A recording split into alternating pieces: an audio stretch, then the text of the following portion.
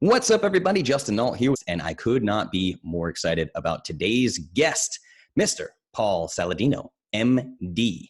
And I just want to start this episode by reminding the listeners, which I do each and every episode, that I am not a doctor, nor do I consider myself an expert. I've never claimed to be any of those things, despite the insults that sometimes get hurled at me online.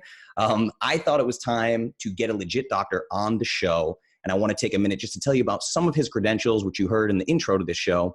But Paul is an MD, meaning he does, in fact, hold a medical degree, which he received from the University of Arizona in 2015. He's also a certified functional medicine practitioner through the Institute for Functional Medicine, and will complete his residency in psychiatry at the University of Washington in June. So, Paul, what I loved in your bio was you specifically said, researching connections between nutritional biochemistry and chronic disease. And I freaking love this. It pertains to basically everything we're going to talk about today. Yeah. Something else I wanted to touch on is this fact that you were a physician's assistant practicing in cardiology, and now you advocate a high-fat, high-red meat diet. So isn't that kind of blasphemy in the conventional medicine world? It is total blasphemy in the conventional world, but I would say that is primarily because the studies are misunderstood and there's actually no real evidence to implicate saturated fat or red meat in any way, shape, or form in increasing heart disease. And so a lot of what's happening now in medicine are decisions and suggestions from the mainstream media that are based on nutritional science and nutritional misunderstanding of poorly done studies that are 30 to 40 years old. And if people are starting to kind of put their ear to the train tracks and kind of get a sense of what's going on in the world of medicine now, they'll see whispers of things like, maybe eggs aren't that bad for you. Although recently there was this crazy study suggesting that they were not great for you, which is all probably confounded epidemiology, and we can talk about that. But, eggs aren't bad for you. Butter isn't that bad for you. And if you really listen hard and you look, there's no studies which suggest that red meat is bad for you that are actual real studies. There's a lot of confusing epidemiology out there, and hopefully we can help people kind of sort that out. But if you think about it, just from an evolutionary big picture context, the experiment has been done. Like, nobody's ever done a formal experiment where they've just given people lots of high quality red meat and seen what happens to inflammatory markers. But that experiment has been done in a way. That experiment is called evolution. And it worked. And we became very large-brained animals that became very intelligent, and our ancestors thrived, and the Homo sapiens species became the dominant species on the face of the earth, probably because of our ability to hunt animals in a better way than other species, specifically Neanderthals or Homo habilis. So I just urge people to have an open mind as we go through. I think they'll learn a lot, and keep things in the context. What have our ancestors always done? And we can talk more about that. Of course, man. And what's so great is, I don't know if this is true of some people, but my story, the only reason that I even found paleo, it's really funny because, so Paul actually popped up on my radar because we were getting some hate online from the same groups of people. And I like to call them swollen and inflamed 20-something bodybuilders, which I was an inflamed 20-something bodybuilder. I lived in that world for a long time. And what turned me on to paleo, I don't know if you're familiar with this project, but it was a documentary called The Perfect Human Diet, done by CJ Hunt. And now CJ has become a close personal friend of mine. I got to get you two in touch with one another. I'm actually helping to fund his next film project about vegan propaganda, which will be fun. Okay. But The Perfect Human Diet literally is just anthropological data for the paleo diet. And they take this, I don't understand it fully, but some kind of radioactive, like radiology, and they actually isolate specific isotopes in the fossil records. Yeah. And they prove clearly that 60 to 90% of daily caloric intake, even in places like the Mediterranean, where we thought they were eating a lot of fish, 60 to 90% of their calories are coming from large herbivores, like grazing land animals, like ruminants. Like megafauna, yeah. Yeah, you've been posting about that recently on Instagram, right? Yeah, there were a couple of studies that came out in the last month. I saw Miki Ben-Dor talk about this, who's an anthropologist, I believe over in Israel. And they were similar studies. They look at the nitrogen compounds in the collagen of the bones of Neanderthals and early humans. So if people are not familiar with human history from like 80,000 years ago, this is talked about a little bit in this really wildly popular book now, Sapiens. The idea is that at that time, there were many Homo species in existence, or I should say genera. There was Homo habilis, Homo erectus, and in different parts of Asia, and then there were the Neanderthals in Europe, and Homo sapiens is a species that originated in Africa. And somehow Homo sapiens became like the dominant species. And that book is about that author's theories of why Homo sapiens became the dominant species. But I don't think people realize that there were other genera of hominid animals on the planet. And there were also Neanderthals. We all have Neanderthal DNA in us. If you do 23andMe, it's kind of a party trick to say like, oh, I have 3.5% Neanderthal. How much Neanderthal are you? But what we see from these studies, I published it on my Instagram, was that the nitrogen content of the collagen from the early Homo sapiens moving up into Europe and the Neanderthals was so high that it can only be explained by almost complete carnivory. So I would argue more toward the 90 to 95%, maybe even 100% in some cases, that they call them high-level carnivores. And it's just because as you move up the food chain, the amount of nitrogen in the foods you're eating is higher, and the amount of this radioactive nitrogen in the collagen of our bones will tell people what we've been eating in terms of plants versus animals. And so we see this high amount of nitrogen suggesting high trophic level carnivory in our ancestors within the last 100,000 years. So there's this notion that we are hunter-gatherers, when in fact, we are probably really just hunters. Mm. And that's a really fascinating concept and kind of sets the stage. So, okay, so our ancestors were hunting a lot of animals, and that was a key part of our nutrition, whether it was DHA in the bone marrow and the brains of those animals that allowed us to build big brains, whether it was macronutrients, protein, fat, and carbohydrates that were much more abundant in animals than plant foods that allowed us to just live as animals and meet our caloric requirements, or whether it was the micronutrient density and the much more absorbable amounts of micronutrients in animal foods that fed all of our biochemical processes. But the ability to hunt and use animals seems to have been one of the major factors that allowed us to progress as a human species. And one of the things that the author of the book Sapiens argues is that one of the reasons that Homo sapiens became the dominant species on the earth was because they were able to better communicate among members of the tribe and form bigger hunting groups to be better at obtaining animals. Yeah, that's really interesting. So it sounds like anthropological data was a big part of your personal journey. It was a huge part of mine. And a lot of times people will ask me, they're like, what is, my company's named Clovis. So that's literally the first known hunter-gatherer, we'd say more hunter tribe in North America from the Paleolithic era. And they had this group hunting with spears to literally take down woolly mammoth and just feast for as long as that animal lasted. So it sounds like this was a big part of your journey too, but I know that you researched this in depth. I'm sure you did before diving in. So I guess I kind of want to look at a day in the life, and I also want to find out really what was like the catalyst, the last thing that you found that just made you decide to go full blown 100% carnivore. What made that happen, and what does that look like for you? Yeah, so I'll just set the stage for people a little bit so they have some sense of what we're approaching here. They've probably realized by now that I'm a doctor who's really interested in the carnivore space and interested in the carnivore diet for health. And what the theses that I will suggest to people at the beginning of this interview around the carnivore diet that I think we'll try and illustrate and back up throughout this interview are that eating animals nose to tail provides all of the nutrients that a human needs to become an optimal organism in the most bioavailable forms, in the most biologically appropriate ratios, without any of the anti-nutrients found in plants. So that's kind of the thesis of the whole overarching discussion. And I just want to put that out there for people so they know how I feel about this discussion. Sure. In terms of carnivore, I came from paleo as well. Mm-hmm. So I have always liked these anthropologic discussions. I have always found these to be really interesting and probably some of the most compelling arguments around how humans should be eating to become optimal, because I think that's really what most of us are interested in. How do we live the best life that we can? How do we kick the most butt every day? How do we feel the best in every area of our life? And so I think that we can become informed by what our ancestors were doing. So for the last probably for the last 13 to 14 years, I was pretty much 100% organic paleo with some forays into autoimmune paleo.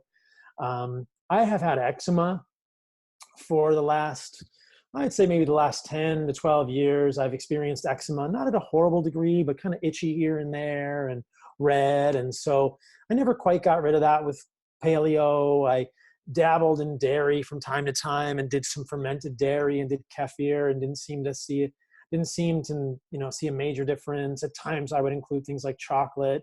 That seemed to trigger my eczema, but I'd always been kind of tweaking with regard to the eczema and how I felt in terms of my athletic performance and my intellectual performance and sleep and overall mood. I've never had depression or anxiety at a clinical level, but I had always been curious how these metrics would change with what I ate. And, I'm in the last few months of a 4-year residency in psychiatry, and I did the training in functional medicine. And within the functional medicine sphere, there's a real focus on plants and the idea that plants are valuable, plants are uniquely valuable to humans. In every single functional medicine protocol that I was ever aware of, plants were a big part of this. And so I never really had considered the idea that plants might be harming humans, except for a small period in medical school when I heard a talk by Georgia Ede. And she is a psychiatrist on the East Coast who was saying that some of her patients reacted psychiatrically to things like onions and plants. And I was like, isn't that interesting? And I think that was the first time that I got this notion in my mind, like, oh yeah, plants are rooted in the ground. Plants don't want to get eaten. Plants are not here to feed animals. We can talk about fruit. That's a whole different idea. But the roots, stems, leaves of plants and the seeds of plants are not really supposed to get eaten. And plants don't want that to happen. If plants allow that to happen or did not put defense mechanisms in those parts of the plant, those plants would have been extinct from the ecosystem, and probably the entire Earth's ecosystem would have collapsed, right? Because we know we need plants for the atmosphere. We need plants to do different things with carbon dioxide and oxygen, and plants need to feed herbivores who are then hunted by carnivore species, whether it's a human hunter or another animal, a saber-toothed tiger or a lion or whatever, a wolf. So we need this balance to happen, but plants are rooted in the ground, and plants have had this sort of delicate balance with herbivores and animals that have been eating them. And by creating toxin after toxin, I think people are not aware of this. But that was the first time that I was sort of made aware of that concept, that plants may have toxins in them, and some people may react to them.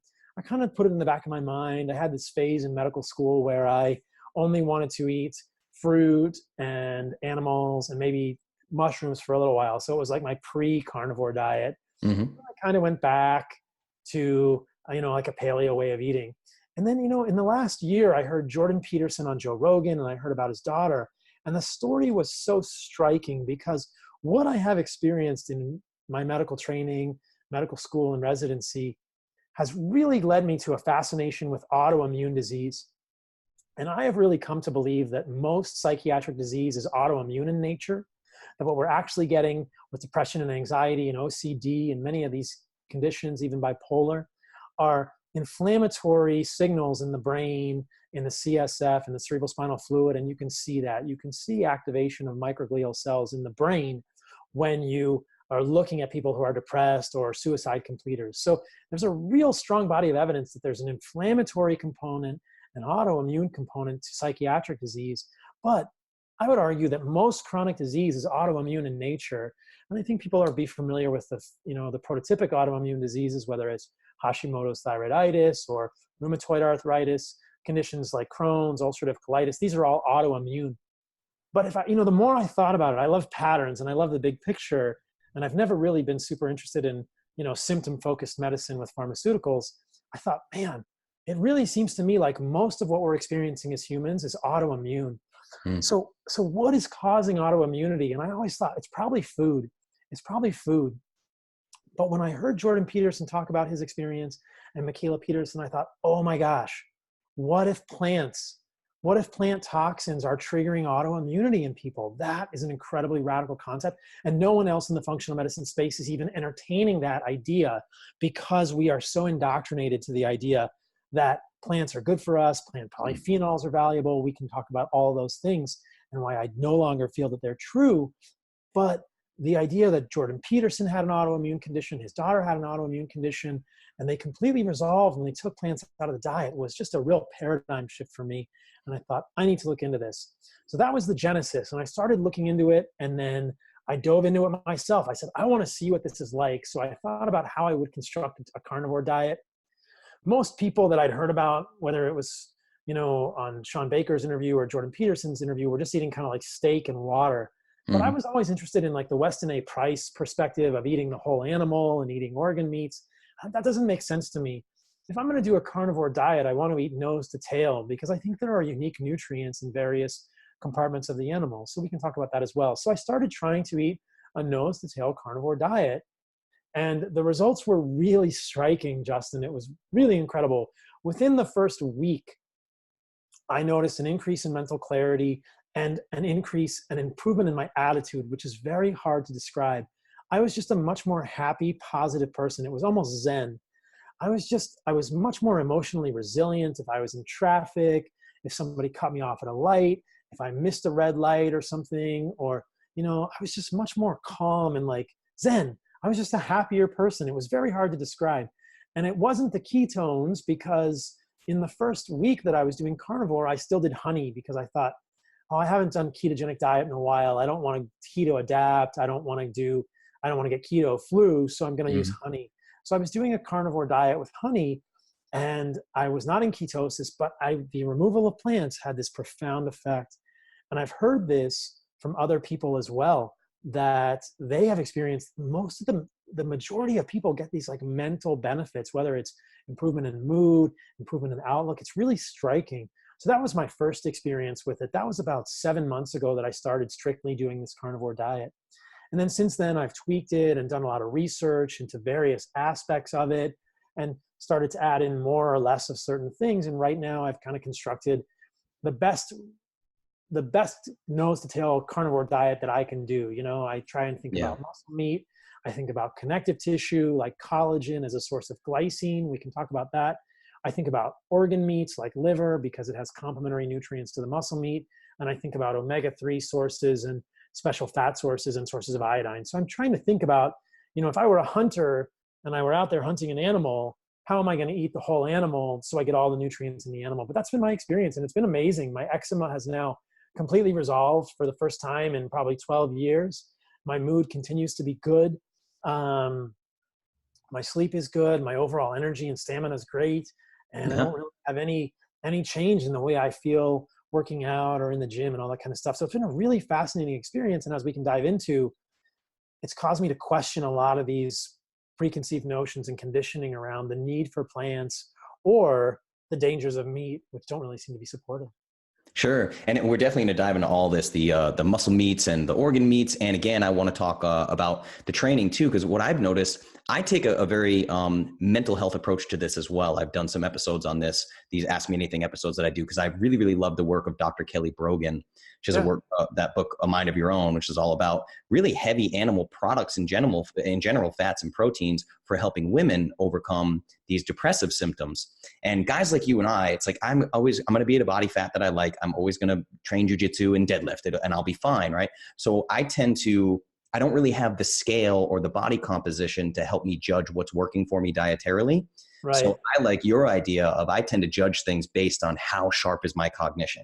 If somebody cuts me off in traffic, how am I feeling? Those kinds of things. That's such a good metric. The cutting off in traffic is like the best metric ever. Yeah, it really is. Yeah. I love it. Sam Harris talks about that too. It's like the difference between someone cuts you off in traffic. Do you go to bed 8 hours later thinking about how you wish you would have got that guy? Or are you over it 30 seconds later? That kind of just mental clarity is so important. So, but to get back to what you found out about plants, the same thing happened with me. I was just 100% paleo and was all about some veggies, man. I loved them, and I was first introduced to this idea of plant lectins through Dr. Stephen Gundry and his book, The Plant Paradox, which I'm sure you're probably very familiar with at this point.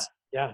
But the odd thing with that was, man, he had me the whole book. I'm like, this book is fantastic. I instantly started doing this in my own practice, the approved foods list that my clients get. I pulled all the heaviest lectin offenders out, but then the end of the book comes and he basically advocates a vegetarian diet. And I was like, whoa, wait, Wait a minute. So can you kind of give us the lowdown on this lectins thing? Because he seems to tease out the worst offenders, but keeps literally a plant-based diet as his primary suggestion. What's the deal with that?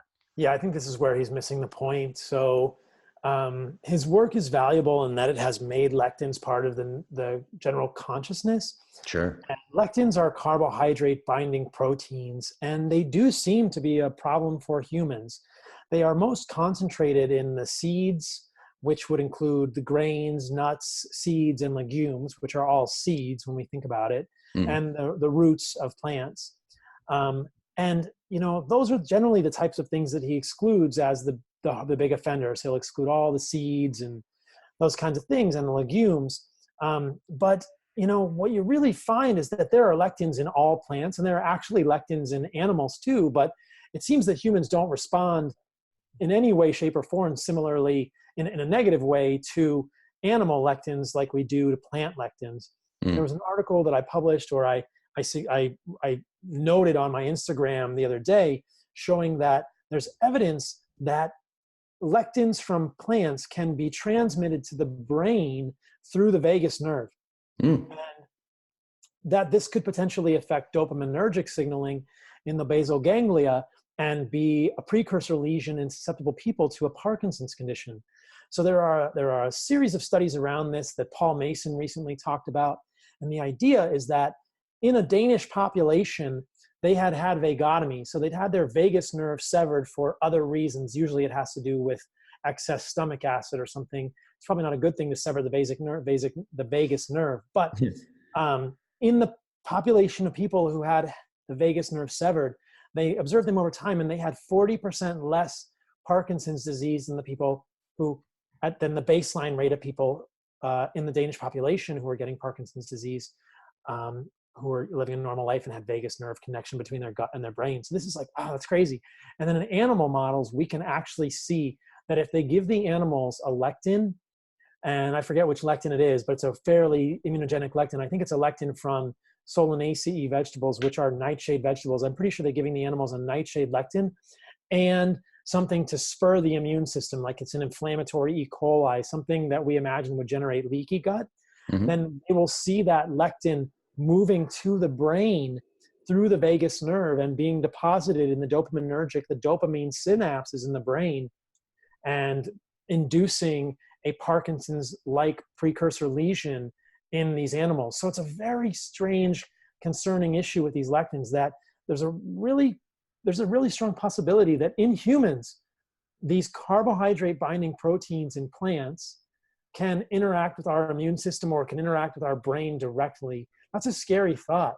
And I think, Stephen Gundry his success would be testament to the fact that when people remove at least the highest offending lectins, they often see some benefit. I would argue that the removal of all plants from a human diet is probably the best way to avoid plant lectins. And then there are other things in plants as well that are dangerous, even beyond lectins. But lectins do seem to be an immunogenic molecule in plants, which is probably not a good thing. Yeah, I mean, basically everything that we see, from talking about depression or Alzheimer's, dementia, all these things, these really are known now to be primarily inflammatory diseases. And that seems to be the real issue with lectins, this leaky gut model and the systemic inflammation. And I think I saw something recently. This may be what you're talking about with the vagus nerve. I'm just not all that great with the medical terminology, but I believe I had heard that the immune system can actually impact the brain directly via lymphatic vessels that we had previously not even discovered. So it's like the inflammation can get straight to the brain, right?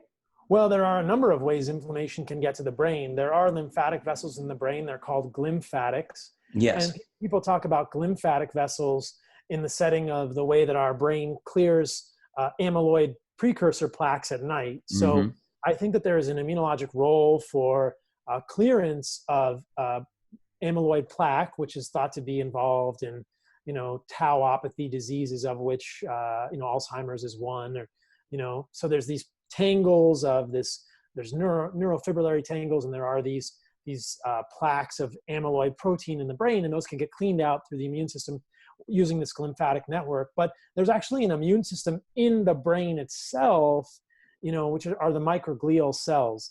And going back to the idea of psychiatric disease as immunologic, we see microglial activation in people with psychiatric disease often. So we'll see microglial cells, which are brain-derived macrophages, getting turned on. They move from an M1 to an M2 phenotype because there are signals in the CSF. These are cytokines, whether they're IL-6 or TNF-alpha, that are telling the immune system in the brain, hey, there's a problem here. You need to be active, and the immune system directly in the brain can get activated. Now the question becomes, what is activating the immune system? And we can talk about various hypotheses for that. Many people believe that begins with the gut, and that conditions like leaky gut may be the first precursor lesion to much of this immunologic activation. And then we can get into the idea that could plants be triggering leaky gut? And I think there's evidence that for a lot of people, they may be doing that, in fact. And lectins may be a part of that, but other plant toxins, I believe, can do that as well. So it's quite an interesting story. And the immune system is very much a part of the brain. It is. What I found too that I think is very strange is so I've had a lot of luck, really, I guess I'll call it, me not being an expert, with a lot of these clients that I have that are dealing with like bloating issues, or maybe have SIBO or candida overgrowth or something like that. There seems to be this weird thing. Like the more I talk to you, the more I'm like, oh man, he's really onto something here, because I've had a lot of luck with something like a low FODMAP diet, helping to reverse some of these problems in people. So I'm looking at these fermentable carbohydrates really causing problems with gut health. But what's odd is you can literally almost cure somebody of these symptoms. And for some reason, the goal after that for virtually all practitioners is to get them to a point where they can start digesting fermentable carbohydrates again. It's like you want them to be able to keep eating vegetables. And that is really kind of odd when you think about it, right? I agree. And small intestinal bacterial overgrowth is very common. Yes. And I think the functional medicine model here fails miserably, unfortunately. It's not for lack of effort or lack of, caring people trying to help people. But, when people get small intestinal bacterial overgrowth, which is transit of the bacteria from the colon through the ileocecal valve into the small intestine, and then when the small intestine gets overgrown with bacteria, the ingestion of fiber, not just resistant starch or fermentable fiber, but sometimes all fiber, feeds those bacteria, which produce gas and bloating and can either cause constipation or diarrhea, depending on the predominant populations of bacteria in the gut. So it gets to be a really tricky thing, because one of the ways that we treat that is with an antibiotic. And sure, you can give someone an antibiotic like rifaximin, and it will sterilize the small intestine. They'll feel better for about 6 weeks, and then it invariably comes back, because this is the model in Western medicine, sadly, is we're not treating the root cause. Why does somebody have SIBO in the first place? I would argue that SIBO is autoimmune. SIBO is an autoimmune condition, and there's an autoimmune attack onto the myenteric plexus in the gut. There's an autoimmune attack upon the nervous system in the gut, which is causing the gut to move. And that SIBO is primarily a disease of hypomotility, meaning that the reason the bacteria are able to move up from the ileocecal valve into the small intestine is because there's not enough of the migrating motor complex moving all the bacteria back down during the day. The gut becomes hypomotile because there's always bacteria moving. There's no physical barrier between the ileocecal valve and the small intestine. The only thing that keeps the bacteria at bay are these general peristaltic waves in the small intestine that are supposed to flush the bacteria back down. But if those waves go away, we get this hypomotility. And the reason those waves would go away is most likely an autoimmune condition. Okay. And so we go back to the thing. We go back to the main question. What is autoimmunity? Why is this person having autoimmunity? And I would argue that for a lot of people, this could also be plants. But as you are noting very insightfully, basically you can fix SIBO by eliminating fiber. Yes. The patients I have with SIBO who go on a carnivorous diet, they completely eliminate fiber. And we can talk about in detail why I don't think there's any evidence that fiber is beneficial, necessary, or advantageous to a human in any way, shape, or form. They can eliminate fiber safely. And by doing that, they both starve the bacteria in the gut that are causing the symptoms and give the gut time to heal by removing what is likely an autoimmune antigen, an autoimmune spurring plant antigen, whether it's a lectin or a plant toxin that could be affecting the hypomotility in the small intestine. So it's twofold. And I agree. I think for most patients with SIBO, they want to imagine they'll be able to get back to eating plants, but that's fine. And so I'm willing to try that with people. But ultimately the idea is, well, you probably got to this position through autoimmunity. Mm. I think people get SIBO because they have an autoimmune process. Until we really understand what caused the autoimmune process, there's a potential that eating plants is going to recreate that autoimmune process for someone. We don't have a great way to measure this, but if people are willing to continue on a carnivore diet long-term, they can essentially be assured that they'll be free of small intestinal bacterial overgrowth. And I think that when the paradigm begins to shift and we think, oh, maybe plants are not good for us, then we start to realize there's a little bit of like a circular thinking, or maybe the goal shouldn't be to get people eating these foods again. Maybe these foods are Right. in the first place. Certainly the removal of those foods will almost invariably result in resolution of symptoms for people. But then we have to question the overarching paradigm in functional medicine of, are there really any benefits to plants, or could they actually just be hurting us?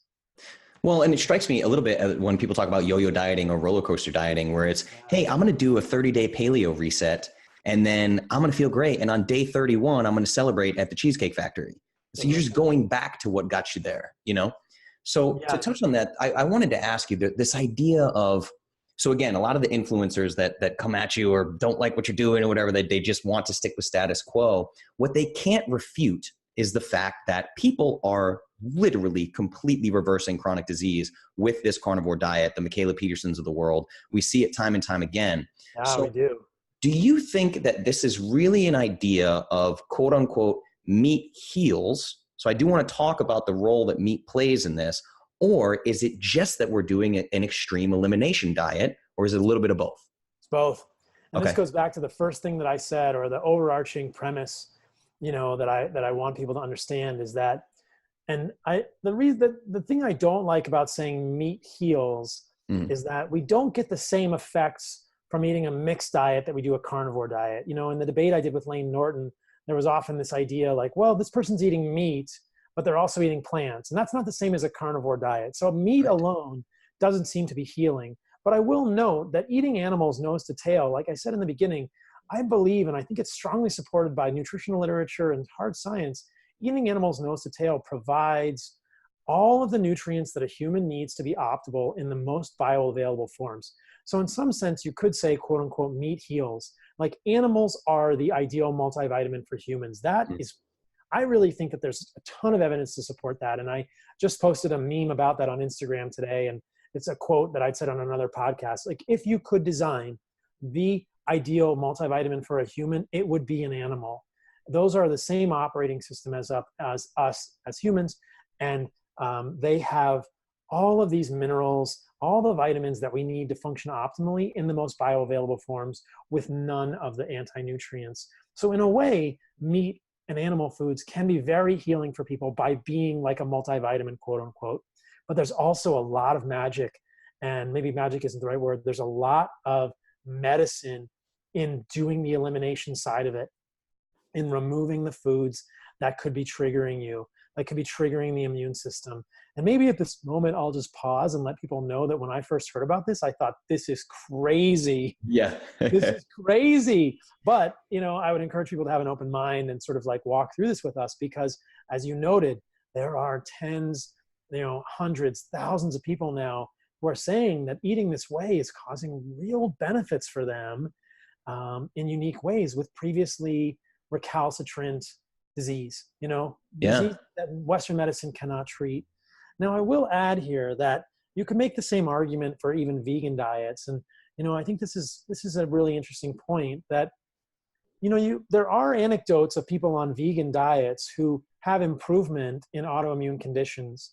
So I think that what's powerful here is that elimination diets are a powerful intervention. Right. And the first premise that Western medicine needs to accept is that food is connected with disease. And for some people, it appears that a vegan diet can improve their symptoms. My personal hypothesis would be that when people go vegan, if they have an improvement in their symptoms, it may have been dairy or something else they cut out that was causing a problem.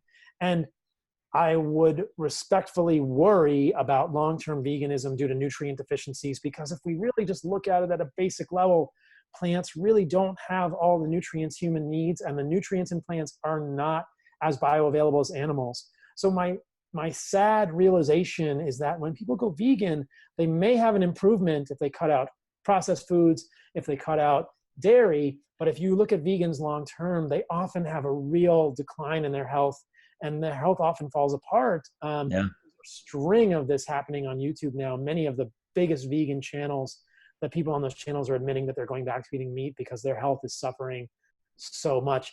Of course.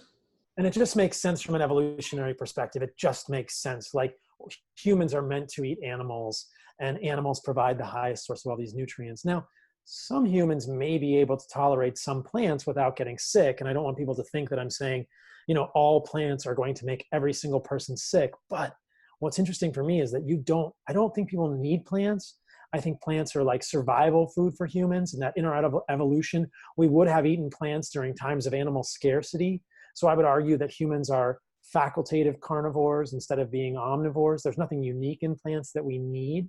But, for people that are sick or are not finding the outcomes that they want, whether it's mood, sleep, libido, body composition, autoimmune, inflammatory disease, that's where I'm sort of like really interested to speak to those people and say, hey, just be open-minded to the idea that plants may not be helping you here. Plants may be the impediment. But there definitely are people out there who are eating a mixed diet who feel pretty great. And I think there are some people who tolerate plants okay, but a lot of people do not. And that's where the dividing line gets kind of made. Well, I love that concept of facultative carnivore was the first time I'd ever heard it on your podcast with Ben. And I just love it because I totally agree with you. I think really anybody switching off of a standard American diet, it's like one of my favorite quotes ever was from Dr. Peter Attia, who was just like, Dr. Evil himself couldn't have come up with a worse diet or a better diet for killing people than the standard American diet. So you switch off standard American diet to veganism or vegetarian, sure, you're going to have health improvements, but you talk about iron, B vitamins, vitamin D, or the fact that people are eating ALA and thinking they're getting all the omega-3s they need, all these issues that come up with vegetarians time and time again. If you're switching off that standard American diet, sure, the elimination factor will help, but I love that you look at it long-term. And the other thing I want to jump in on is I like that you talked about body composition just briefly there, because that's what everybody who comes to me for body composition. And I've told you this before, 85% of my audience is overweight and obese and usually sedentary. 70% of those are usually women. They're like age 28 to 48. Their bodies just aren't working like they used to. So I tend to be undoing decades of damage. And they all have it in their heads that they got to eat 800 calories a day to lose weight and all this. So now I kind of want to nerd out a little bit and get into the biochem of this stuff, because I've been obsessed for a long time about caloric intake in general. Right. I've talked to some people about this in the podcast, like Rob Wolf, who's big on the keto side of things. So I want to start with calories just based on my own human obsession here. And what we find with these conventional, what I'll say, I guess, conventional fitness industry experts that we run into is they will write off this carnivore diet as caloric restriction.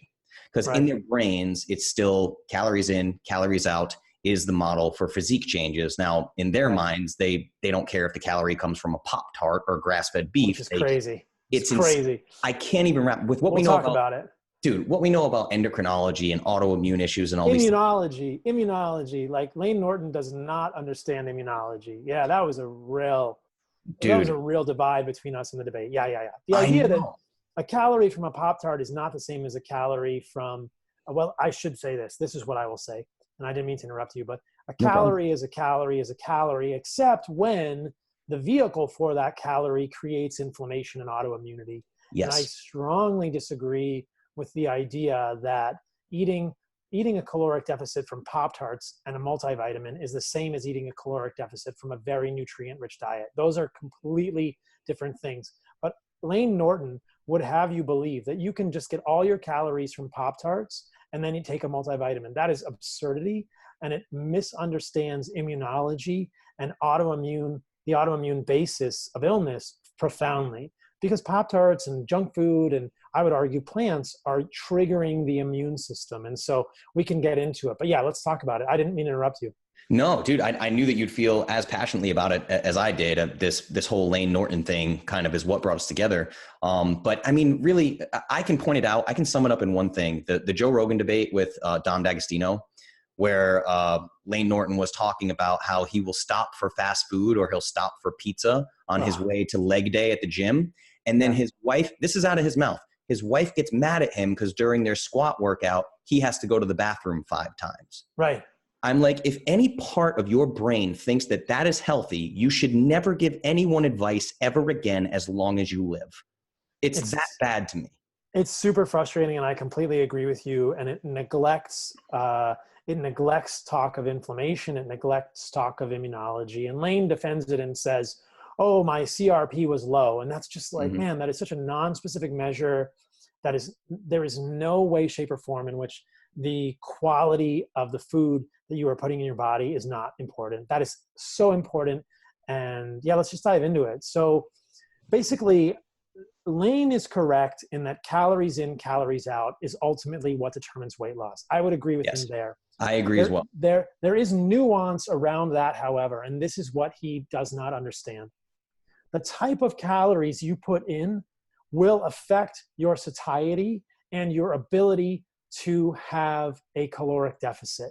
So what do I mean by that? I mean, if you eat junk food, you can lose weight eating Pop-Tarts and Twinkies, but you are going to suffer like a dog because you are going to have incredibly difficult hunger pangs. You are not going to feel full. You are not going to have satiety. If you are eating a ketogenic diet, and I will clarify that, or especially a carnivore diet, let's just call it a carnivore diet, weight loss will happen because of caloric deficit, yes, but the caloric deficit will be much easier to maintain and obtain because of satiety. Yes. And it will be a much more healthy and enjoyable process. It'll be much easier to sustain a caloric deficit and improve body composition depending on what you put into your body, which is why well-constructed ketogenic diets, and I will clarify that with an asterisk, and carnivore diets are so beneficial. So during the debate with Lane, he said, well, keto diets don't always result in weight loss or more satiety. Dom DeAugustino's sister gained 30 pounds on a ketogenic diet. And I thought, I didn't think of it during the debate, but that was because she was eating dairy. Yes. And dairy fat is, I think, the enemy. I really am not a fan of dairy fat. I think dairy fat is very obesogenic.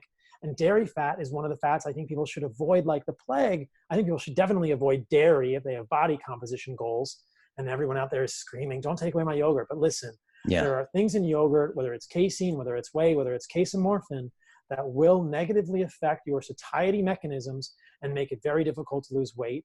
And what we have seen on ketogenic diets is that some people will gain weight because they are over consuming dairy. And dairy is very rewarding and is very easy to over consume. It is very difficult to overconsume steak. It is very difficult to overconsume eggs. It is very difficult to overconsume salmon.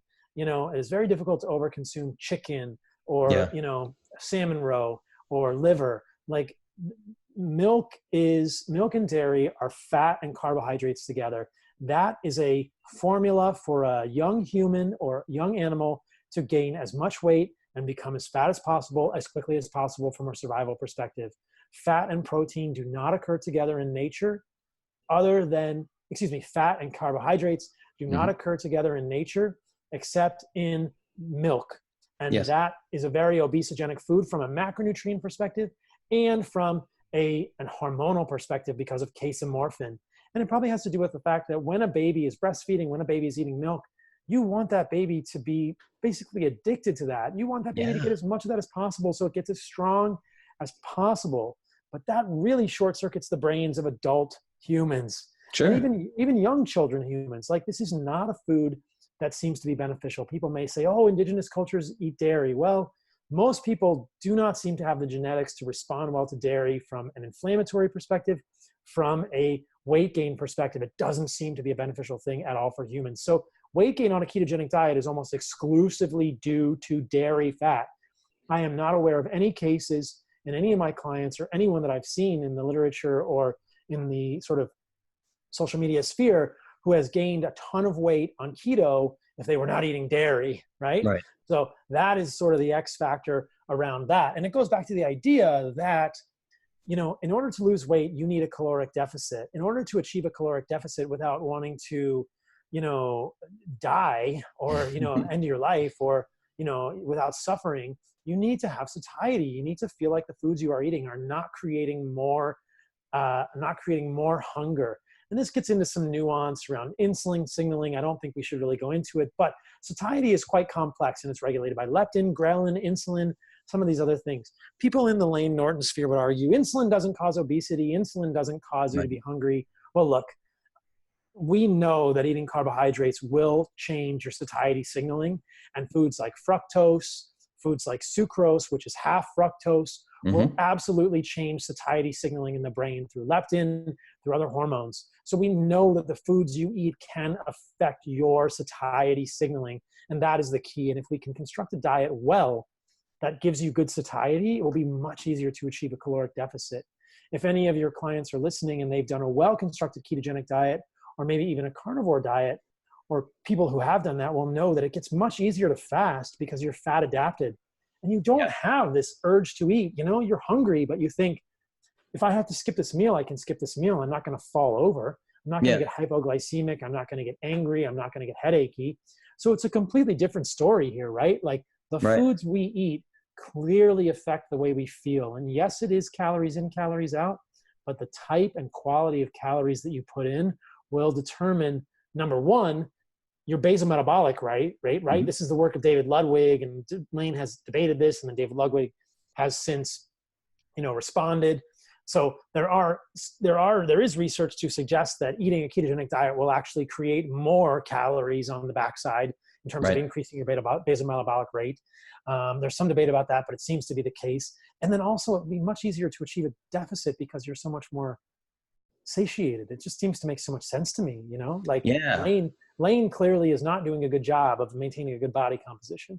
No, that's what I noticed too. That's like the people that all attacked me, all his followers were attacking me and kept tagging him in posts, and they did it like an army.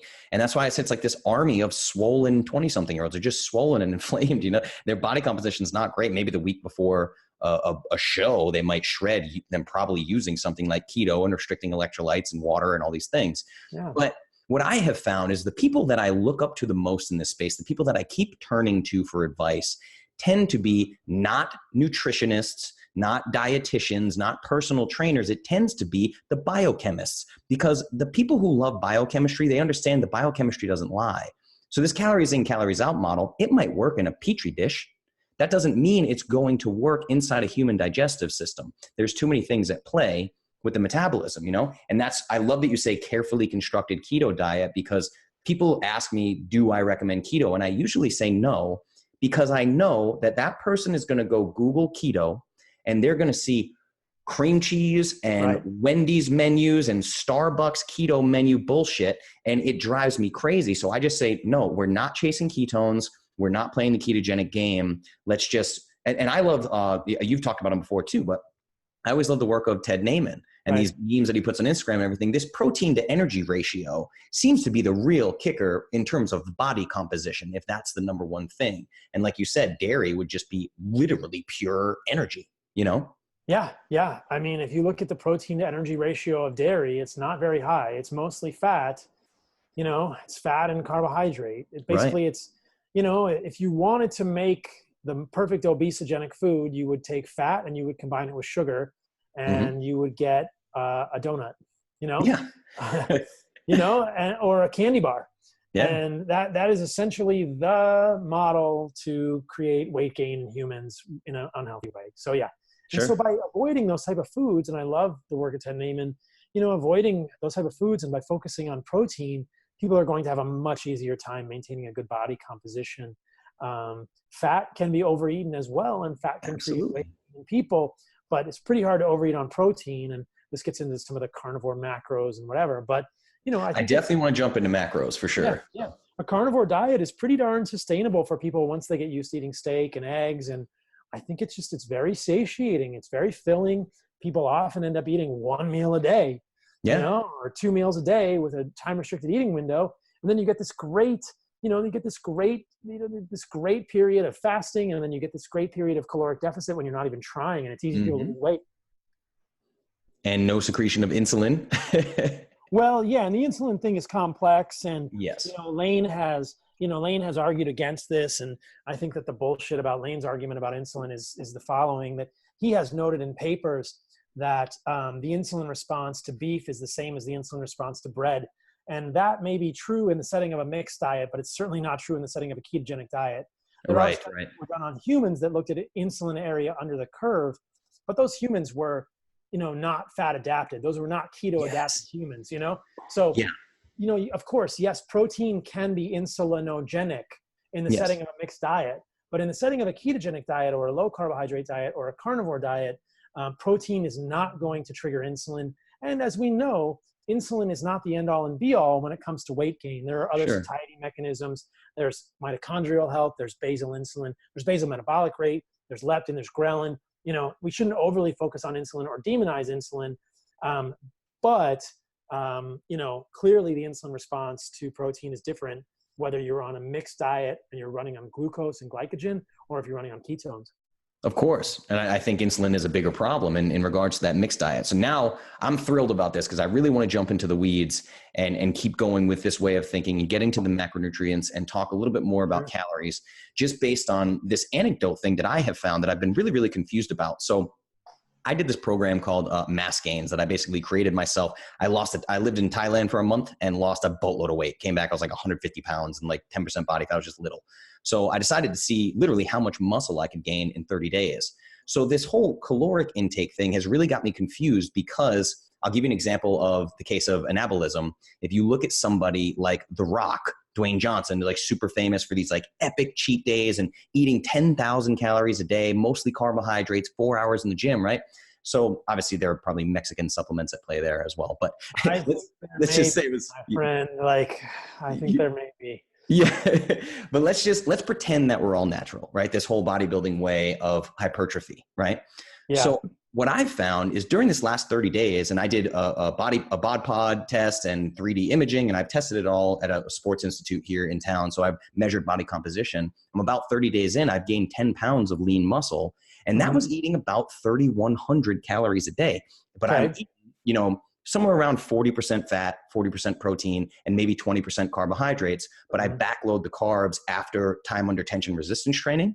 Sure. So this massive muscle growth that I've experienced over 30 days, I can imagine trying to eat 5,000 calories of carnivore. It's almost miserable trying to eat this much food because of that satiating issue. And I've been fat adapted for years. So I find this struggle of like, if we're shattering conventional bodybuilding dogma of this 60+% of calories from carbohydrates, what is happening here? Like, how is this hypertrophy happening if I'm not constantly shoving glucose into my system, Well, I mean, insulin is anabolic. You're still getting an insulin signal. Insulin is not zero. The insulin glucagon ratio is not changing on 20% carbohydrates. You're not in a ketogenic diet, right? I presume. So you're definitely getting insulin signaling. And, this gets to be an interesting question. I get asked this a lot. People say, can you gain weight? Can you gain muscle on a carnivore diet, which is zero carbohydrate? And I think you absolutely can. And I think that this gets to be a little bit of a tricky question here. The question is, why does anyone want to gain that much muscle, and is it sustainable? Right. And I think I'm open to the possibility that carbohydrates may allow for more muscle gain, but then you're going to have to keep eating those carbohydrates to keep the muscle on. And that if we are on a carnivore diet, you can gain muscle. It's just as simple as you said, as caloric excess. You have to eat extra calories in the form of protein and fat. There's no carbohydrate macro on a carnivore diet. So if you ate extra protein, extra fat, and you had some resistance exercise, you could still gain weight on a carnivore diet. What you are finding is that it is easier to overeat calories when you eat carbohydrates, right? Yes. Which is the flip side is also true in terms of weight loss. It is easier to overeat calories when you eat carbohydrates. Sure. It's not impossible to overeat calories when you eat carbohydrates. It's just easier because of satiety mechanisms. And so, yeah, you can gain weight on a carnivore diet. It may be easier if you have carbohydrates just because of the hormones, and sure. The fact that carbohydrate may spike the insulin a little bit more. And that we know that the body's response to protein is going to be different when you are in the setting of a carbohydrate, a mixed carbohydrate diet. So if you are eating a ketogenic diet, you are not going to have any real change in your insulin to glucagon ratio when you eat protein. If you are on a mixed diet, even a 20% carbohydrate diet, and you eat protein, you are going to get a pretty big insulin response to that protein, especially if you are eating protein and carbohydrate together at that meal. What we Sure. know is that insulin is an anabolic hormone, and insulin is going to trigger mTOR. Most of the time on podcasts, when I'm talking about mTOR, I'm talking about mTOR as a bad thing. People Right. are worried that a carnivore diet is going to overstimulate mTOR, to which I discuss the fact that the main trigger of mTOR is insulin. Yes. And if you are worried about longevity, you should be worried about your insulin and minimizing your insulin as much as possible. If you're worried about muscle gain, then we have a little bit of a different issue here. And we think, well, it's mostly about just giving the muscles a stimulus and eating extra. Eating extra is easier when you eat carbohydrates, but it's doable on a carnivore diet, and that probably has to do with satiety mechanisms. So it Yeah. depends how you want to achieve it. And then the overarching question is, why do you want to achieve it? Let's just admit that like a bodybuilder's diet, like The Rock, is not evolutionarily consistent. No. He Not looks even like a a little bit. great guy. There is no human in the history of the earth that has ever looked like that before Mexican supplements, you know? No. Um, like there's no Neanderthal that did that, because it's not evolutionarily consistent. That is not an evolutionarily beneficial amount of muscle. And it's a very disadvantageous, it's a very disadvantaged state to be in, because he has to eat so much to maintain it, It's like anti-survival, really. It's kind of anti-survival, man. Yeah. It's Yeah. kind of anti-survival. If you look at the bodies of people who are not, taking Mexican supplements, they look different, I mean, they're not going to have that much extra muscle on them. Right. Evolutionarily, if you look at indigenous cultures, there are plenty of very muscular indigenous humans, but they're not like a bodybuilder type muscle, because that's not what the human body needs to hunt and climb and run and Sure. do all those things. And so when people are saying, oh, I want to get bigger, it's like, well, why? Yeah. Like, Yeah. is it really sustainable? Like, why do you want to get so much bigger? Is it because you just want to be the biggest guy in the gym? Well, let's just admit that there's a little bit of like, you just want to be the biggest guy in the gym. That's fine. Ego. Do It's that, just ego. Yeah. Yeah, if it's ego, then admit it's ego, and that's fine. Exactly. But come to terms with that. Or they say like, oh, I want to be bigger because I want to be better at jujitsu. And I say, well, bigger is not always better in jujitsu, and you know that as well as I do. Yeah. And so, it's like, I think people want to be stronger, Yeah. and certainly what you see on a carnivore diet, what I notice and what other people have noticed, is that you definitely get stronger. And I think strength is a matter of how you load the muscle and how you stimulate the neural motor units in the muscle. People want to be Of strong. course. I don't think people always necessarily want to be bigger, but Right. if they absolutely want to put on muscle mass, then yeah, you can experiment with some carbohydrates, or you can overeat on a carnivore diet. And the caveat is just that, doing it on a carnivore diet is going to take a little more effort, because it's so much more satiating. And for Yeah. the majority of people that want to lose weight, this is something for them to hear. Yeah. Carbohydrate is easier to overeat. So if you eliminate, the more carbohydrate you eliminate, if you construct that ketogenic or carnivore diet well, which is not having dairy and thinking about nose to tail, then you're going to lose weight, because you're going to be so satiated. And I think that's more of an evolutionary thing. You're definitely not going to get, like to be wayfish or overly skinny, because you're going to be having all the nutrients. I mean, Yeah. guys who are doing this diet don't get to be super skinny. They just lose the extra fat, and women don't end up being, malnourished. But it's much easier to lose weight without the carbohydrates, and it's much easier to gain weight with them. Does that answer your question? It does, yeah. And of course, so what I love about this is kind of the crux of the matter here. What really, really pisses me off is I tend to be very empathetic to overweight and obese people. I think it's insane. We do this thing in America where we make people feel bad about being sick, and we educate them via intimidation with the Lane Nortons of the world. Like, I'm jacked and have a PhD and you don't, so you better listen to me, fatty. Like that, I can't stand that. I hate it. So I understand that, like, not a lot of people are interested in mTOR and glute transport and carb backloading and trying to get jacked or jujitsu. Like you and I train, we're different kinds of people, right? So what drives me nuts is that people turn to, for whatever reason, we're just taught that way because of magazine covers and stuff. They turn to these fitness industry influencers to help them with their obesity, which I would argue is a chronic disease. And to try to have that obese person do the same thing as a professional bodybuilder who's already 11% body fat trying to get to 6% body fat, that is two different protocols. It's insane to just blanketly give the same advice to this person who's dealing with chronic disease, right? I totally agree. And I think I would totally agree with you. And I would formulate obesity as a chronic disease. And I think that we should treat it as such. I agree. I think that that's probably the way we should be thinking about this. I've never really appreciated characterizations of people as who are obese as weak or as overeating or not disciplined enough. I think that it's often much more complicated than that. There was recently a debate between Stefan Guillenet and Gary Taubes on Joe Rogan.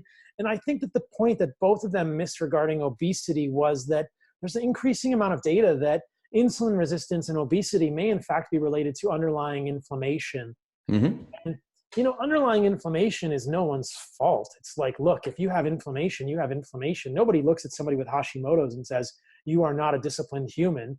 Right. Why don't you just get off the couch and go work out more at the gym?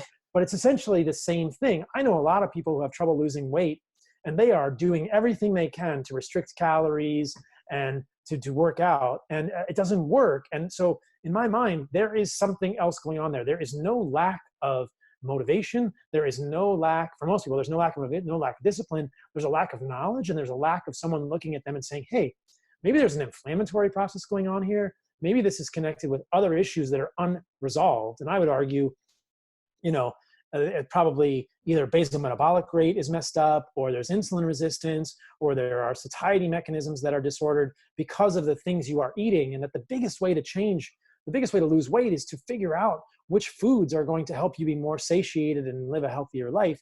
That is often the major, major key. And people misunderstand this all the time. They think, I need to go work out more. And maybe the one thing that Layne Norton and I would agree on is that working out is not how you lose weight. Working out has been shown to be beneficial because it increases satiety, and it may raise basal metabolic rate a little bit, but nobody loses weight sustainably by creating caloric deficit through restriction. That is called starvation. Right. That is called desperation. That is called running from a saber-toothed tiger. That is not going to work long-term. I think if people are going to lose weight and keep it off, they should not have to work out very much at all. It should be almost like 90% diet. Dude, exactly. And that's what drives me nuts is that I tell people that's part of where Layne came after me, which was really interesting, was he commented on one of my videos where I said, exercise is never step one for fat loss. Never. That's not step one. Step one is nutrition. And I was arguing that overweight people should walk, do some type of really low intensity aerobic activity to help with the fat adaptation process. But being 300 pounds and jumping to P90X in your living room is a bad idea, for inflammation. Yeah. So I was kind of surprised he came at me for that particular thing, but he is who he is. Yeah. It's tricky. Yeah. So I think, if people are looking to lose weight, they should think about the quality of their diet. And, yes. I'm obviously biased toward ketogenic diets and carnivore diets. I'm especially biased toward a carnivore diet and the benefits from removing plants. I think it's a fantastic way. And if you look at body composition, we've kind of gone down this body composition rabbit hole. If you look at body composition changes, man, people have some pretty incredible results on carnivore. And I would argue that is a very sustainable thing. That's a very healthy thing. And they're going to have other benefits in terms of anti-inflammatory benefits and removal of plant toxins as well. Well, here's a question that I have for you since we're down this rabbit hole is I tend to struggle a little bit. I've always struggled with this, and I want to touch on it with you. So I want to talk about this macronutrient ratio of protein, because there's two different things that I see. There's kind of this camp. I don't know if it's a camp. I haven't found the literature. People cite this, and I haven't really found the literature to back it up. Maybe you have. But this idea that over 35% of your daily calories coming from protein can have this protein toxicity effect, which I haven't found outside of pre-existing kidney disease. So there's that issue. But then the other extreme that really gets me is these keto camps that will try to convince you that any excess protein you take in is going to magically turn into cheesecake and fill your veins full of glucose. So what are these two extremes? Why is 35% considered dangerous, and why is over 20% considered not keto? It doesn't make any sense. They're both wrong. There's no evidence that protein is toxic in high doses. I mean, you can talk to a nephrologist, you can look in the nephrology literature. I've posted about this on Instagram. There's no evidence that excess amounts of nitrogen and protein is in any way, shape, or form dangerous to the kidneys. If you eat a lot of protein on a carnivore diet, you will see an increase in the BUN, which is the blood urea nitrogen. Mm-hmm. That is not toxic. It is just an indication that you are eating a lot of protein and your body is processing that nitrogen out of the body in the urine or in the blood. There's a lot of nitrogen. There's a lot of blood urea nitrogen. And that is a reflection of the fact that you are eating protein, but it is not an indication that your kidneys are damaged. In Okay. people with chronic kidney disease, you also see an increase in BUN, but that is because their kidneys are not getting rid of it, right? Right. And so I would argue that the only reason high protein diets are dangerous for people with kidney disease is that they can't clear, the BUN. So if your kidneys aren't working and you can't clear the BUN, then you're going to have a problem. But I had someone talk to me the other day and they said, is it safe on dialysis? And I said, look, I can't give you medical advice. Talk to your nephrologist. But if you are on dialysis, there is nothing directly, if you are on dialysis, you are having an exogenous kidney do the work for you. There is nothing dangerous about protein for the human body or the human kidney. So, my thinking was there's nothing wrong with eating a carnivore diet on dialysis. There's nephrologists out there who lose their shit when they hear this. But, look, the protein is not toxic to the kidney. Your BUN might go up. You may have to change your dialysis schedule. I'm not sure you want to do a carnivore diet when you're on dialysis. And frankly, sadly, if you're on dialysis, the cat's kind of out of the bag. Exactly. But there's nothing bad for the human kidney about protein. There's nothing wrong with eating more than 35% of your calories from protein. I probably eat 50 to 60% of my calories from protein most days. Yeah. And my kidneys look fine when I do multiple ways of testing. I have tested cystatin C and creatinine, multiple measures of kidney function, no issues on a high protein diet. I've never seen it in any of my clients either. The flip side is the complete misunderstanding in the keto world about what we were talking about earlier, the difference between insulin response to protein, whether you are in ketosis or whether you are essentially ketosis, fat adapted, quote unquote, or whether you are a glycolytic human and you are burning glucose for energy. When you are burning glucose for energy, if you eat protein, you will have an insulin response, you will have gluconeogenesis, and the glucose will rise. When you are in ketosis, you will not have a change in the insulin-glucagon ratio, and your blood glucose will not rise to any significant extent, and you will not get kicked out of ketosis because you can't get kicked out of ketosis in that situation. Benjamin Beekman has talked about this. If you are in ketosis, you have ketones floating around in your blood, you have some small amount of glycogen, and say you're eating protein and there's a little bit of glucose floating around in your blood and your insulin spikes. What does insulin do? Insulin is going to shut down ketogenesis immediately by shutting off fatty acid lipase. So you're not going to have any ketones, and insulin is going to push all of that glucose into the muscles and you'll die. There won't be anything for your brain to work on. And so there's nothing around, in that situation. So there's this difference in the insulin glucagon response when you're in those different states. So this is a real problem I have with the keto community, is that there's not a lot of micronutrients in fat, and people are getting micronutrient deficiencies on a ketogenic diet because they're eating so much fat. They're just so focused on a high fat diet so their ketones are high. Well, everyone's ketones are going to be a little different based on their individual physiology. My ketones are never that high, but I'm always in ketosis because I don't have any carbohydrates in my diet. But I'm not aware of any clinical evidence to correlate the ketone number with any significant clinical outcome. The idea that you are either in ketosis or not, it's like a switch. I have beta hydroxybutyrate in my blood, and that is affecting my genetics, my epigenetics. That is affecting my, histone deacetylase enzymes. It's I either have it or I don't. It's like a switch. And so to say like a 0.5 is not as good as a 2.5, I'm not sure that there's any real clinical evidence to suggest that. There's theory, but these keto zealots or people that are super focused on keto get super interested in this keto number and often be at the expense of micronutrients, which is one of the reasons I believe a carnivore diet is superior to keto for people in terms of micronutrients, because you're getting the meat and the organs of the animal, which is where the micronutrients are. If you're just getting fat all day, you can definitely get micronutrient deficiency.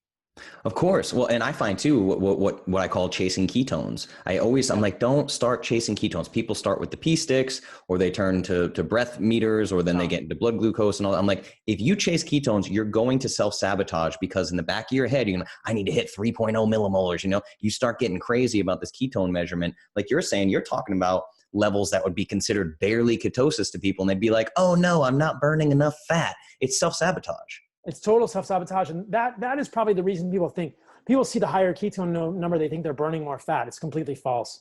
Okay. The ketone number has to do with how fast you're clearing the ketones and how fast you're using the ketones. A lower ketone number doesn't mean you're burning less fat. Interesting. It's not how it works. Okay. So I was unaware of that. I didn't know the actual mechanism. I was like, why do they care so much about this ketone level?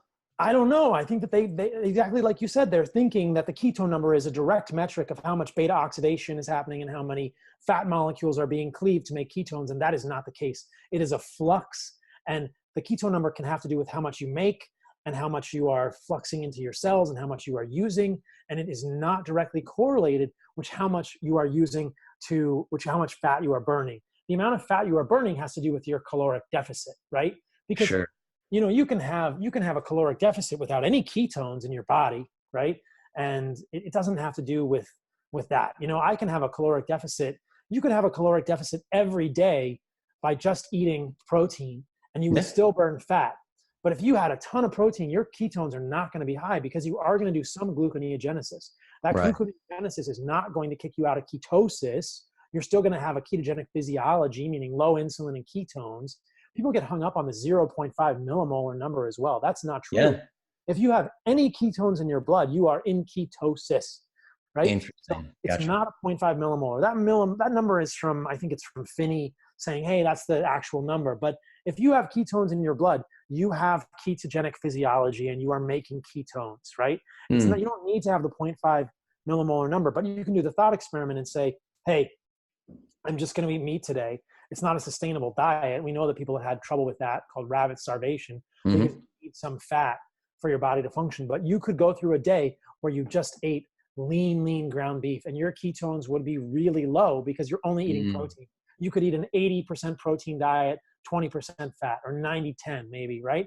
Right. Your ketones are not going to be through the roof, but you will be in ketosis, and you could achieve a caloric deficit in that state and burn a ton of fat in that state, but your ketone levels are not going to be super high. So the equation, the equivalence, or I should say there's a conflation of ketone levels with fat burning. It doesn't work like that. Okay. Well, the other question I had too about that term gluconeogenesis, which is what we find, that's what people are talking about, is turning this substrate of protein into glucose. So what is gluconeogenesis? Does that not happen in the body based on demand? Like, I've done these anecdotal tests on myself where I'll be 24 hours fasted and take a blood glucose reading, go roll jujitsu hard for an hour, come back, and my blood glucose is higher than before jujitsu. That's happening based on demand, right? Yeah. You're gonna need some. And as you know from the faster study from Finney and Volek, yes, I don't know that it sounds like with your macros you're not fat adapted right now, right? But even in fat adapted athletes, you see the same amount of glucose, glycogen storage and utilization and replenishment as you do in a mixed diet. We're getting kind of technical here, but sure. In fat adapted athletes, we see glycogen levels that are comparable to mixed diet athletes, and we see replenishment of glycogen that is comparable to mixed diet athletes. This totally flies in the face of the overly simplistic hypotheses or models. But even in a ketogenic athlete, if you go and do a whole bunch of exercise, you'll see your ketones go down and you'll see your glucose go up. You won't go out of ketosis, but your body, it is demand driven. Your body may make a little more because you're mobilizing some of that muscle glycogen. That's fine. That's what you do. Sure. It's not a bad thing. Well, in the faster study too, they outline that where they say these fat adapted athletes, the fat oxidation was off the charts higher for those athletes, but the glycogen utilization was virtually identical to those non-fat adapted athletes. Right. So it is, and even post race, they were talking about up to 3 hours post race, it was almost identical in the mixed diet people as well. Yeah. So, as you know, something that I talked to you about prior to jumping on this podcast when I first started talking to you, I want to get into this thing about scientific studies, because I think it's huge. And this has been like literally emoji, my mind blowing up, where I'm just like, holy crap, this is unraveling this ball of yarn that's literally breaking my brain right now. So I need you to help me with this. So I did this deep dive on this. I did an episode last week on my podcast called Studying Studies. And it was because of an episode that Rob Wolf did, a little YouTube clip about autophagy. And he's like, man, everyone's obsessed with autophagy. They're obsessed. And he's like, and these are like the alpha type A CrossFitters that are already eating a perfect diet and working out all the time. He's like, the only reason we need autophagy is because people are sick, because we're not eating ancestrally. So it's like chasing ketones. People are now chasing autophagy. I agree with you. People are overly chasing autophagy. It's absolutely crazy. And he was saying that the body's set point as humans is healthy. we're the ones who came in 10,000 years ago with agriculture and messed all of this up. And we've been going on a downhill decline. CJ Hunt talks about that in the Perfect Human Diet documentary. Our health has been in a decline since the advent of agriculture. So I looked up these little facts and I'm going to spit them out to you. And then I'm sure somebody else has already talked about this, but to me, it feels like my hypothesis that I've come up with, right? So I was looking into nutrition studies. Right. And I found that the first vitamin was isolated and chemically defined in 1926, which is less than 100 years ago. And then research on the role of nutrition in chronic disease is only about 3 decades old. And then that research seems to have really ramped up significantly only after the year 2000. Right. Now, if we look and say the government's low-fat advice was already kind of permeating in society as early as the 1970s, like switch from butter to margarine. And then by 1992, you have the food pyramid being taught in every single public school across America. So one could argue that most of America was eating pretty close to the food pyramid for decades by the time most of our nutrition studies on chronic disease were conducted. So could we not make the argument that virtually all of our nutrition studies on its role in chronic disease were conducted on, if not a sick population, at least a population that was metabolically inflexible? And does that change? Yes. Oh, absolutely. And people have talked about this in the carnivore community. It's a fantastic idea. Yeah, I mean, we don't know what we may need, and this will probably never be done, sadly. But yes, we need to take into context for the whole thing that all of these studies we have done were done on people who were sick, micronutrient insufficient, perhaps inflamed, plant toxins, metabolically inflexible. They're certainly not in ketosis. Yeah. So a lot of the context is a little bit wonky, and they're not the same. And you see this a lot of the time, but I would agree with you 100% and agree with Rob that there is an obsession with autophagy now. We were just saying, oh, I want to trigger autophagy. I mean, I think that we are overly worried about autophagy. I mean, if you're worried about autophagy, just fast, why are we taking supplements to trigger autophagy? Like, your body's going to do it on its own. You want autophagy, just sleep. Right. Be in ketosis every once in a while, fast. Like, you can do plenty of cellular house cleaning, and as a normal human being. You don't need to overly do this autophagy thing. People are way caught up in this. And I think that we're missing the forest for the trees here. We don't have a marker for it either. Yeah, I really think it is like the internet's next version of chasing ketones. People don't really understand quite why they're doing it. They just think it's this wonderful thing and they want to get as much of it as possible. It's the same way, well, if I have higher ketones, I must be burning more fat. It's just this confusion around it. Yeah. And I think, the other thing that I want to talk to people about, you mentioned this before the podcast, is this idea of healthy user bias. Yes. And I just want to point this out to people. I talked about it a lot with my debate with Lane, but healthy user bias, people, when they're listening to studies, when they're seeing studies in the popular press, on news, they need to know whether the study is an interventional trial or it's epidemiology. Most of what gets cited is epidemiology. And epidemiology is not an experiment. It's looking at populations of people and studying patterns in those populations of people. And the epidemiology can suggest correlation, but it cannot infer causation. Right. And this is where a huge amount of the misunderstanding comes from with regard to the dangers of meat or the benefits of vegetables. If we're just talking about the benefits of vegetables, Lane cited a study over and over in the debate that people who eat, and there have been multiple studies that show this, people who eat more servings of fruits and vegetables live a little longer and have better cardiovascular outcomes. Now, this is epidemiology. This is not an interventional trial.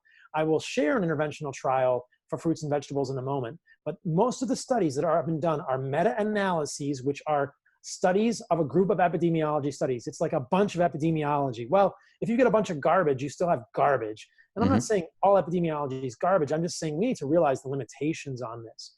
And they are extreme. The problem is what we would call healthy user bias and unhealthy user bias. You note this. For the last 50 years, all of our country has been told that meat and animal products are unhealthy and that vegetables are healthy. So these epidemiology studies that show that eating vegetables is associated with better outcomes are really probably pointing to the fact that people who are eating vegetables are doing other healthy behaviors, because there are no studies that show directly that fruit and vegetables are beneficial for humans. I will repeat that. That statement is profound. When we look at interventional studies with fruit and vegetables, we do not see any benefits to humans in terms of oxidative stress or DNA damage. There are no studies that I am aware of, and there are multiple studies which are negative in this respect. I'll just use as an example a couple of studies that I recently posted about on Instagram. This one is from 2003. It's not new. The title of the study is "No Effect of 600 Grams Fruit and Vegetables Per Day on Oxidative DNA Damage and Repair in Healthy Non-Smokers." The title says it all. The study is 24 days. It was 43 subjects divided into 3 groups. One group got 600 grams of fruit and vegetables composed of what are considered to be super fruits and vegetables, broccoli, kale, cauliflower, carrots. They weren't just eating cucumbers all day or just a bunch of fruit. And the other group had none of those. So there was a group that had no fruits and vegetables, and there was a group that had an antioxidant supplement. And what they found between the 3 groups, there was no difference in the DNA repair metrics that they used. They looked at some very sophisticated multiple measures of DNA damage and repair, which is where people would say, like, we need fruits and vegetables because of polyphenols, because of antioxidants. That is not supported by the literature. There are numerous studies like this which show interventional trials with fruits and vegetables do not make any change in the antioxidant markers in humans. Plants are not providing antioxidant defense for humans. They are not benefiting us. In many cases, I would argue they are harming us because of the plant pesticides. But if we look at the epidemiology, we will be very confused because the epidemiology would suggest that people who eat more fruits and vegetables do better. This is because of healthy user bias, almost certainly, that the people who are eating the fruits and vegetables exercise more, they get in the sun, they have higher socioeconomic status. It's a completely different situation, right? So this is what's crazy about all these things. The corollary is that there is an unhealthy user bias, that people who eat things like meat or eggs are the rebels.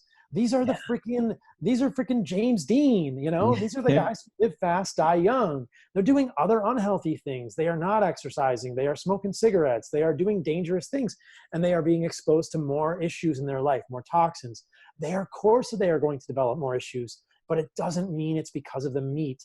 And if you look at interventional trials with meat, or you look at culturally different studies, if you look at studies of populations in Asia, you will see completely different metrics. If you look at epidemiology in Asia, the people that eat the most meat live the longest. Wow.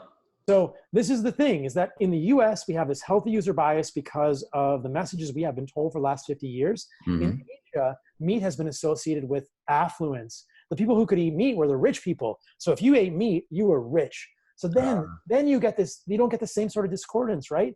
The people who are eating meat live the longest and they have the best outcomes. And in Asia, among women, they had lower rates of cancer. Among Asian women, the women that ate the most meat had the lowest rate of cancer, right? Wow. People need to realize that when they're talking about meat and cancer or meat and heart disease, is it epidemiology? And on the reverse side, when they're talking about vegetables and health, vegetables and cardiovascular disease, vegetables and cancer, it's epidemiology. If you actually look at interventional trials around fiber and cancer, there's no benefit. There's no benefit to fiber and colon cancer. Fiber probably worsens or doesn't help diverticulosis. The studies don't show it, but the epidemiology makes it confusing because of these healthy user and unhealthy user biases. So people really, it's hard because the media misrepresents this. You know that the scientists behind this know what they're talking about, and there's often an agenda behind it. And that's the problem, is this is being pushed by people who have a plant-based agenda. I don't know why, probably because I believe that the plant-based agenda is getting to be very profitable. And so people are really pushing that. There is not the evidence that people would be led to believe that plants are amazing and that animals are bad. It's the complete reverse. Think about it evolutionarily. Plants are full of toxins. Animals are similar to us. They have the same operating system. If we look at plants, they have these molecules, these plant toxins that do not interact well with us, whether it's lectins, whether it's plant pesticides. And I've talked about this on other podcasts. If we eat from another operating system, you can imagine humans as max, humans as max, and plants as max, and humans and animals as computers and plants as PCs. We have different operating systems. The molecules from plants are foreign to us, and they often create major issues in humans. They have side effects. If we only look at one piece of what a plant molecule is doing, like sulforaphane, you can make a case that it has benefit. But if you look at the global picture of what these plant molecules like sulforaphane or resveratrol are doing, you see something that the supplement manufacturers don't want you to see, which is that they have other effects on the human body which are negative. Right. Sulforaphane specifically competes with iodine at the level of the thyroid. Resveratrol has been shown to potentially trigger autoimmunity by inducing changes in the phenotype of T helper cell populations. So this is the idea. People are really being misled here, and it drives me crazy. Don't get bamboozled by the epidemiology. You got to really understand what they're doing in these studies. Well, and a lot of people, they make that argument, like the hormetic response, where it's like, well, it's kind of good to poison ourselves a little bit, So I guess my question for you, though, I know we're going to wrap up here, so I'm just going to try to choose carefully on how to end this thing. But one, really quick, people like Gary Taubes and Peter Attia have gone out and tried to do these things like NUSI. They tried to make that organization where they were going to do really, really good studies, but it's like these metabolic ward studies, these RCT trials that people are doing, they're just tens of millions of dollars. And like we saw in Faster study, they had to follow those people for 20 months. It's like, do you ever see this getting done? Or like, you should see people's faces when the Eat Lancet global dietary guidelines come out and I go, hey, why don't you Google all the companies that funded that science? And they're like, oh my God, this is crazy. It's right out there wide in the open. So how do we combat this? I don't know. We combat it with original open-minded thought. We combat it with thinking about what our ancestors ate and looking at the studies that have been done and doing individual experiments. I mean, people need to do individual experiments, and, hopefully I can help spread the message and say, this isn't dangerous for you. Try not eating plants. If you have medical issues, if you have autoimmunity, if you have inflammation, if you have psychiatric issues, and you're not finding answers with what you're doing, consider the fact that there are plant pesticides, lectins, oxalates, that plants don't want to get eaten, and that there are no unique nutrients in plants for humans. Right. You can exist as an optimal human with just animal meats and animals, nose to tail, all the organs. I've talked about this on my social media, and that can be a very useful return to what I would argue is the most ancestral, most evolutionarily consistent diet for humans. It's not very socially acceptable, which is perhaps the largest hurdle for people, but I want to help people understand that the data or the information that they are seeing that says it's dangerous is complete hogwash. It's not supported by science. It's influenced by people who are trying to push an agenda. And if you look at the science, it's not there. But you're right, these studies will never be done, or perhaps they will be, but I just don't see them being done because it's millions of dollars to do these studies. And who does it benefit? This is the bottom line. This may sound a little bit like a conspiracy theory, and I don't mean it to, but who does it benefit? It doesn't benefit a pharmaceutical company. It might benefit a grass-fed farmer, which is great. That guy needs to live, but he's not going to fund it. And so maybe the Cattlemen's Association will fund some of these studies and we'll get some, but that's where it's going to have to come from.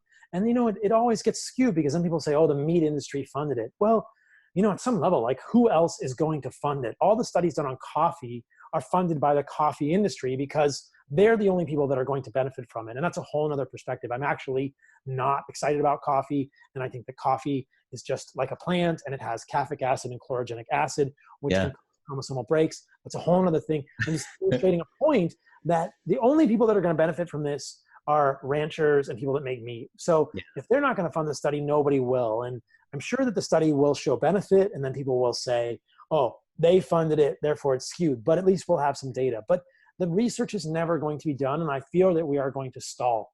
And I think that the thing that will push it forward is individuals who listen to this podcast, who listen to other podcasts in the space, and they think, you know what, I'm not doing good. What this guy's saying, what other people are saying makes a little sense. I'm going to give this a try. And then they see an improvement, and then they tell 10 of their friends, and you cannot keep that truth down. You cannot keep that benefit down. When people see results, they're going to say, what the heck? I feel amazing. There's only so many primary care doctors whose jaws are going to hit the floor, before they start saying, you know what, these patients are looking better. What is going on here? I need to understand this. And then I think the movement will start at a grassroots level. I don't think it's going to be top down. There's never going to be a research study that says, hey, grass-fed beef is amazing for you. Look at this interventional study we did. Right. it's going to be tens of thousands of people saying, we feel better when we don't eat this way, you know? And then it's like, you know, and they'll be like, look, there's thousands of people doing this. Like, how can you ignore this, right? Yeah. Well, and I know we got to wrap here, but I just want to tell you, man, that the reason I wanted to have you on, one, we got to do a part 2 at some point. There's so many questions that I want to get to with you, man. But the thing about you that struck me is I can tell by your delivery that you're genuinely trying to help people. And this thing, it's not going to happen from the top down. You're absolutely right. I think it's like 2/3 of all nutrition studies are funded by food companies, which is just staggering, like globally. So what I always tell people, and why I love that I got an actual functional medicine medical doctor on my show, is I tell people all the time, dude, my bachelor's degree is in songwriting. I'm a professional musician. I was on reality TV. I was a YouTube personality, right? And somehow in the year 2018, I transformed over 600 people's lives. And that bothers me. It fundamentally bothers me. I'm like, why? What we have now is the internet, thank God. But why were these people so failed by conventional medicine and conventional nutrition and fitness practices that they have to come to a musician in Nashville with a podcast from his kitchen to get healthy? It's not that I'm proud of it, sure, but it fundamentally bothers me that that's the situation in America. I agree with you completely. And I think I mean, you look at YouTube. YouTube is like the source for people getting health information now. Yeah. It's not their doctor. And that means there's something wrong. You know, doctors are not being trained on nutrition. Doctors are not thinking outside of the box. It's not that doctors are not intelligent, well-meaning people. It's that as physicians, we are indoctrinated a certain way and we are not taught to think outside of the box. And until, you know, medical education changes, I don't know how it's going to change. But, you know, YouTube, you can't keep the truth down. And the problem is that there's a lot of wheat. You know, you got to separate the wheat from the chaff. Yeah. And that's probably not the best saying in the setting of a carnivore type of perspective.